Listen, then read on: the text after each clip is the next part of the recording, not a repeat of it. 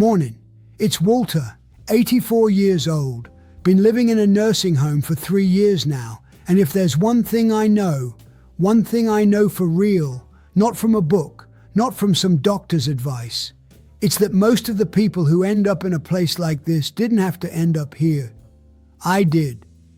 Not because I'm weak, not because my family didn't want me. I ended up here because I didn't prepare. Spent my whole life preparing everything else. The mortgage, the retirement, the car, the fence in the backyard, and I never prepared the one thing that actually mattered in the end, how I was going to live when I got really old. And now here I am, room 14, brown armchair by the window, tablet in my lap, talking to you, hoping you do things different than I did. Because you can. It's not easy, but you can. I worked 31 years as an electrical maintenance technician at a factory in Dayton. The kind of work no manual teaches you, right? You learn by touching the wrong thing, getting a shock, and never forgetting it. There's a wisdom in that. You see the problem, you fix the problem, you move on. What I never learned was how to see a problem before it showed up. At the factory, there was this engineer, the annoying kind, always walking around with a clipboard, who kept talking about preventive maintenance. I'd hear him and think, buddy, let me do my job. A problem that hasn't shown up yet isn't a problem. I was good at what I did, but I was reactive. I waited for things to break before I fixed them. Did the same thing with my life. Just kept waiting to break. When Dot died, that was 2021, pancreatic cancer, faster than any of us could really process, I was alone in the house in Dayton, the house we bought in 1978, where Richard broke the garage window with a baseball and spent a week too scared to tell me, where Carol planted a sunflower in the backyard that grew taller than she was in the summer of '85. I stayed in that house 6 months after she was gone, and it was hard in a way I can't really describe. It wasn't sadness all the time, it was more like disorientation, like when you turn off the light and you know where everything is, but your body still gets confused for a few seconds. That's what it was. Except all the time. I'd forget to eat. Not because there was no food. I just forgot it was time to eat, because Dot was the one who knew it was time to eat, and without her, time lost its shape, like water. You can't hold water in your hand, it just slips through your fingers. I wasn't doing well. But I wasn't asking for help either, because asking for help was never my way. Men of my generation don't ask for help, they figure it out.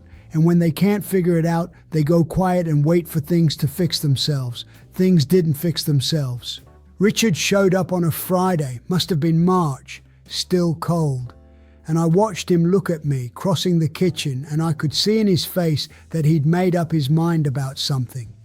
He didn't say anything that day, but 2 weeks later, he came back with Carol on the phone, and the two of them presented Cedarbrook to me like it was a solution they'd worked out together. I pushed back, said I was fine, said I just needed more time, said the house was mine and I knew how to take care of myself. All lies, not mean lies, pride lies, which are the worst kind because you believe them while you're saying them.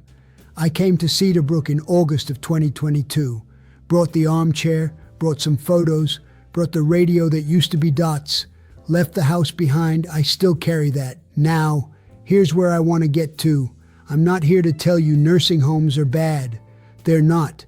The people here are decent. Some of them have become friends, in that strange way old age creates. You didn't choose this person, but they're right there next to you every morning, so they become a friend. There's a breakfast I like. There's the window. There's the tablet. But there's also what you lose when you arrive at a place like this without having prepared, and that's what I want to talk about. Not 5 things you do after you get here. The 5 things you do before, long before, when you still have a real choice. Not a choice between this nursing home or that one, but the choice of maybe not needing any of them. I didn't do any of the 5, not one. And I'm telling you that because it doesn't make a difference for me anymore. I'm already here. But it makes all the difference for you. The first one is the hardest to swallow, so I'll just say it.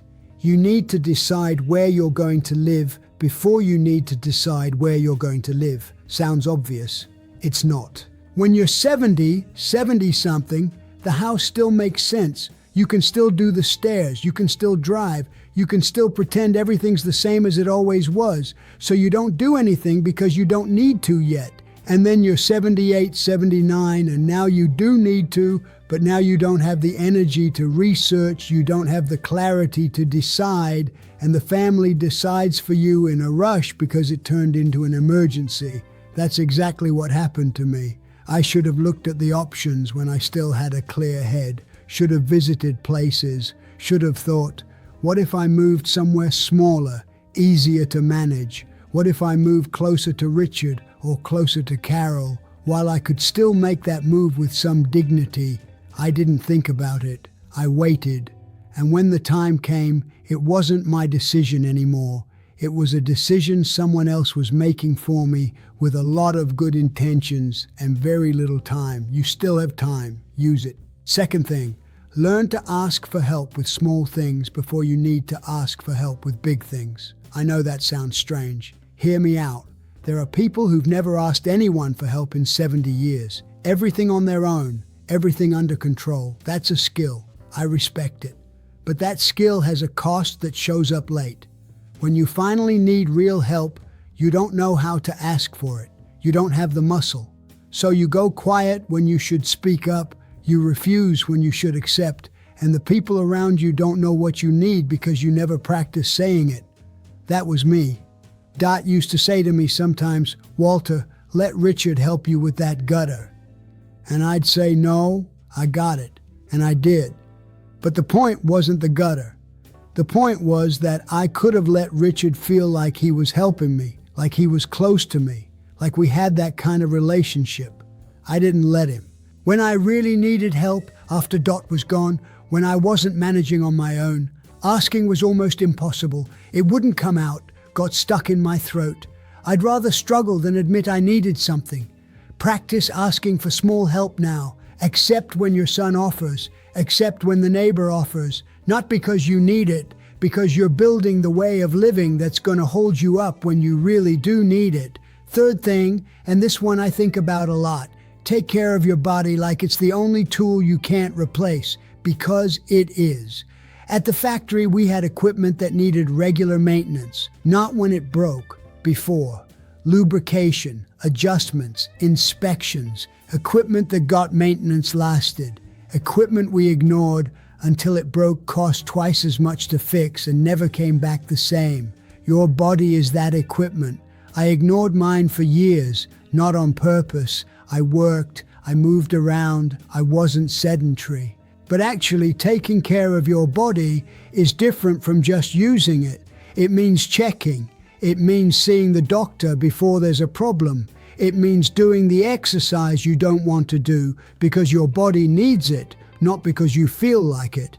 I didn't do that. I got to 80 with a knee that doesn't cooperate, balance that isn't what it was, and a list of medications that Richard had to photograph so he wouldn't forget them all. It's not catastrophic. There are people here in much worse shape, but it's limiting.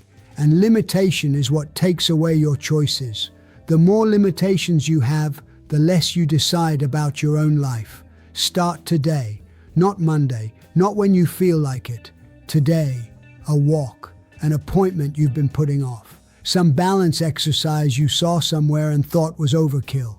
It's not overkill, it's maintenance. Fourth thing, keep at least 1 or 2 people who know how you're really doing, not how you say you're doing, how you're actually doing. That sounds simple. It's not. Most men of my generation, and a lot of women too, but especially the men, don't have that. They have family that loves them, friends that say hello, but nobody who actually knows what's going on inside. Because we don't talk about it. We summarize, we deflect, we say, I'm fine when we're not, and we think that's strength. It's not strength. It's loneliness in disguise. When Dot was gone, I realized she was the only person in the world who knew how I was really doing. In 59 years of marriage, she had become my only channel to reality. And when she was gone, I didn't have anyone left to tell things to the way they actually were. I should have built that before. It doesn't have to be a therapist, doesn't have to be anything formal. Could be an old friend you call sometimes for no reason. Could be your pastor if you go to church. Could be a neighbor who became more than a neighbor. Could be Richard if you let Richard in for real. Someone you can call on a Thursday afternoon and say, look, today's heavy. And that person will understand without you having to explain everything from the beginning. I didn't have that when I needed it. Don't let yourself get to that point. Fifth thing, the last one. And this one I learned in here, not before. Find something you do that serves no purpose other than you enjoying it. Not work, not obligation, not something you do because someone needs you to. Something you do because you want to. Because it gives you pleasure. Because it reminds you that you still exist beyond your functions. At the factory, I was a technician. At home, I was a husband, a father. Those identities are real, they matter. But when the factory ended and when Dot was gone, I had nothing that was just mine. No hobby I'd kept up. Nothing I did just because. There's a guy here, Herb, 81 years old, who does the crossword every day. Every morning, coffee crossword. He's been doing it for 40 years. It's not productive, it doesn't solve anything, but he wakes up with a small-sized purpose, and that small purpose keeps pushing the day forward. I started making these videos. I don't know if they help anyone, but they help me. They give the day a shape. They give me a reason to think about something other than how long until lunch. You need something like that, not when you get to 80, now. You need to grow it now because the things you grow over years are the ones that stay when everything else goes away. Think about what gives you pleasure without needing to justify it, and do it. I'm looking out the window right now. It's cloudy. Ohio on a weekday afternoon. Some days the sky goes this gray that's not pretty, not ugly, just gray. Dot hated days like this. I never minded much. I'll be honest right to the end. I don't know if you're going to be able to avoid a place like this. Maybe not. Some people end up here because of health, and health doesn't warn you. Some people end up here because of circumstance, and circumstance doesn't ask permission. I'm not saying a nursing home is always a sign of failure. It's not. I'm saying arriving at one without having prepared, without having built anything beforehand, without the right people around you, is different from arriving with your life in order, with the decisions made, with the right people close by. One is you arriving, the other is you being brought. It makes a difference. It makes a whole lot of difference. I was brought. I wish I had arrived.